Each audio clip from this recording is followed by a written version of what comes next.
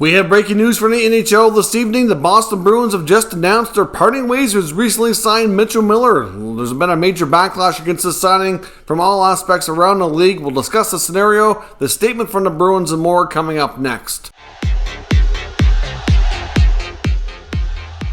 So welcome back to another video here at Top Shelf Hockey. As I mentioned, we have some pretty substantial news out of the NHL and the Boston Bruins tonight. Of course, recently signed Mitchell Miller, the prospect that's been heavily debated subject here in the past couple days after the Bruins signed him, has been released essentially from his contract. I don't know how this is going to work 100% because this is like an unprecedented thing we haven't seen. I would suspect that probably tomorrow, he'll likely be on unconditional waivers for the purpose of contract termination. But the Bruins and President Cam Neely put out a statement this evening confirming that they were parting ways with the recently signed prospect after what he's calling new information here, which I'll take a look at. So let's first take a look at the statement from the Bruins and Neely. I'll show you the statement here on the screen as we read through this. So essentially, it says here, statement from the Bruins and Cam Neely. Today, the Boston Bruins have decided to part ways with Mitchell Miller effective immediately. The decision to sign this young man was made after careful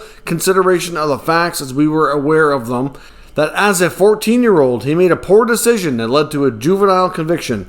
We understood this to be an isolated incident and that he had taken meaningful action to reform and was committed to ongoing personal development.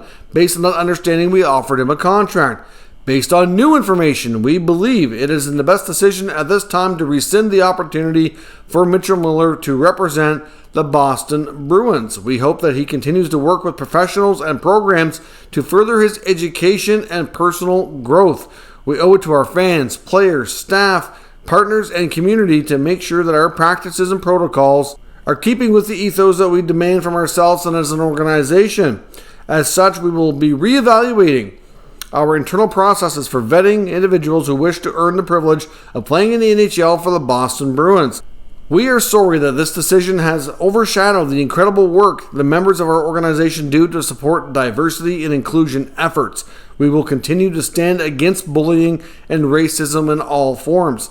To Isaiah, who was the victim here of Mitchell Miller, and his family, the deepest apologies if this signing made you and other victims feel unseen and unheard. We apologize for the deep hurt and impact we have caused. Finally, as a father, I think there is a lesson to be learned here for other young people.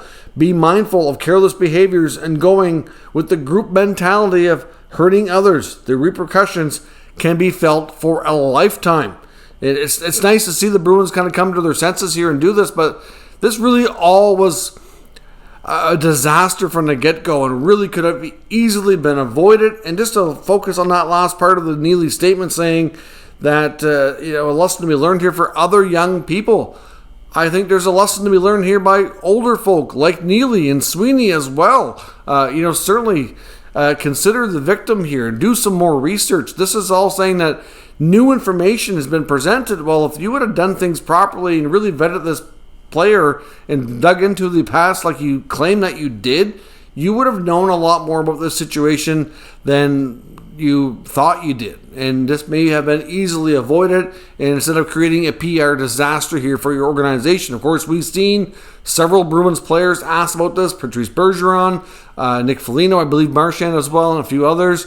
They all spoke out against it, saying that they were not crazy about it. It was a tough thing for them to swallow. They were asked by Don Sweeney approximately a week before the signing was announced what their thoughts were. They were not thrilled about it.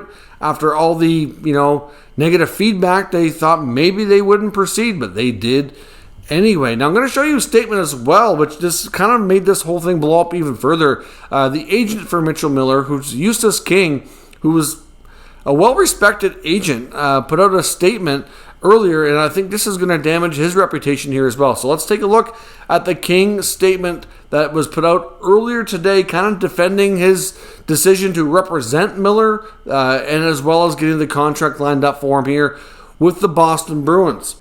His statement reads, the decision to take on Mitchell Miller as a client was not one that O2K Sports Management made lightly. As one of the very few black NHL agents in the league, a member of the NHL's Diversity and Inclusion Committee, and as a black man who has spent his entire life in hockey, I understand the gravity of this situation and respect the fierce emotions and reactions to the initial reporting and commentary around Mr. Miller's past behavior. O2K Sports Management would not have agreed to represent Mitchell without months of research, deliberation, introspection within our organization, and conversations with outside advisors. Moreover, when deliberating whether to represent Mitchell, we learned throughout the last 6 years Mitchell has been volunteering with organizations such as Spread the Word Campaign, Little Miracles, Adaptive Sports of Ohio, Gliding Stars. Furthermore, this summer, Mitchell and I met with and continued to be working with the following: the Bill Proudman White Man as full diversity partners, the Carnegie Initiative, and Hockey Equality.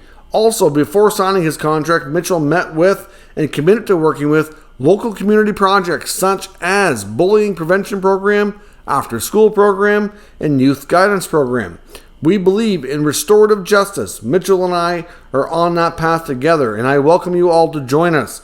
O2K Sports Management believes in accountability, and so does our client. So after weighing all these facts, we came to the conclusion to embrace the forward-thinking approach of Professor Loretta Ross and chose to counsel, not cancel, as the path to racial healing and understanding. Well, the problem with this statement from Eustis King is some of the other people that work with those other organizations that he claims they were working with denied the fact that they were actually taking place. And some of the stuff apparently is some of the court-ordered community service he had to do.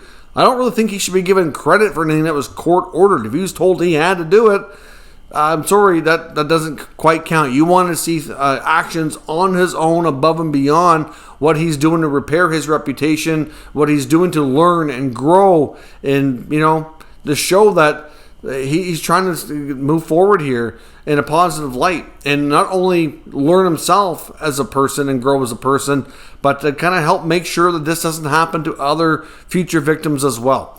And the statement from Eustis King, like I said, I'm not super familiar with King, but everything I've heard and read about him prior to this was he was a pretty well-respected agent.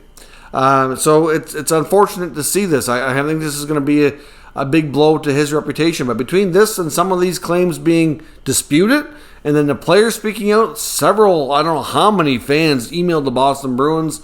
Their mailbox was absolutely flooded with concerns and outrage over the signing. Like I said, and then of course the family of the victim has spoken out as well and said this was not an isolated incident. They claim it to be years of torture and torment. Now I know there's some other statements out there from the other side defending Mitchell and saying that that's overblown, not to be the case. Of course, I really don't know. At this rate, considering that Miller was proven guilty for the at least some of this incidents, which obviously led to the youth conviction here, you have to think that the victims are not lying, right? So I don't know. I mean, it's a complicated scenario. The Boston Bruins themselves created a PR disaster with this signing, and obviously with all the outrage, all the backlash against it, they're rescinding this. So like I said, Gary Bettman himself also made statements to say that Miller wasn't eligible to play in the NHL, which I know the NHLPA took issue with upon signing that contract and it being registered with the NHL. He becomes a member of the PA. That's their job to defend the player, even though they may not agree or really like what he did. That's just how it goes. And they were having concerns over saying he's not technically considered suspended. So what is Bettman talking about? He's going to have to elaborate on this further because they didn't feel that should be the case. If he was really ineligible to be a member in the NHL, when the contract went to NHL Central Registry, should that have not been rejected? I mean, theoretically, that would be how it would go if what Bettman was saying was the case. And I'm just not sure exactly that Bettman maybe chose his words properly. I don't know. Maybe if the Bruins would have tried to place him in the NHL, they would have stepped in and then suspended him. I really don't know how that would have happened because, like I said, he's technically not suspended. So, I don't know. Anyways, very complicated bizarre scenario in some senses, but a PR disaster and nightmare for the Boston Bruins coming to a close. Cam Neely apparently is going to speak to the media, I believe tomorrow morning around 9:15 a.m. Eastern Time. So I'll be very curious to see what all he has to say. I'm sure he's going to face some tough questions from different reporters, and we'll see what they do with this. But obviously, I don't know if anybody else is going to want to take a stab at signing Miller. Obviously, he'll become an unrestricted free agent again after being drafted and dropped and then signed and dropped. I think this guy's got a lot of work to do to convince anybody that he deserves another opportunity. And it's going to take a lot more work than what's been done so far. Like I said, he reached out to the victim on Instagram about a week before this signing was announced, which means he already knew he was getting signed at that point. And like I said, the family felt it was a poor attempt, because he even made mention in the attempted apology that it wasn't hockey related, the reason why he was reaching out, which was obviously not the case as well. So it's really difficult and challenging to take what this guy says at face value, and you'd really like to see more of an effort here to make amends, to learn from it, to grow from it, and to not put out anything kind of statement that's false or misleading. So I don't know. We'll see what happens. Let me know your thoughts on the Bruins' reversal here, their decision to drop Miller, down in the comments. I'm sure there's going to be a bit of a mixed reaction, but I think for the most part, people will agree the Bruins have done the right thing, but it should have been easily avoided from the get-go. So let me know your thoughts on that. We'll talk about it down in the comments further. If you're new to this channel, of course, make sure you subscribe and stick around. We'll keep you up to date with all the breaking news from around all 32 teams in the NHL. Thank you for watching, and I'll catch you next time.